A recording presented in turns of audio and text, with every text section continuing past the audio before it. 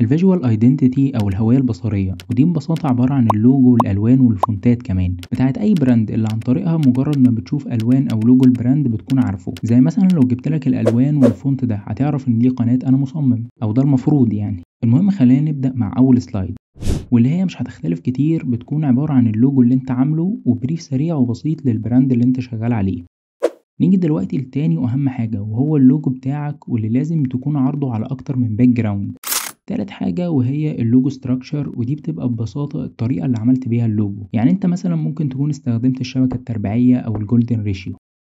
رابع حاجة وهي الألوان بتاعة البراند، ودي بتبقى عبارة عن سلايد بتحط فيها كل لون من ألوان البراند، وتحت كل لون بتكتب الكود بتاعه. بعد كده بيكون الكونسبت، ودي ببساطة الفكرة اللي عملت بيها اللوجو. زي مثلا هنا اللوجو عبارة عن حرف حصل له دمج مع شكل البيت ده، فممكن نعبر عنه بالمعادلة دي.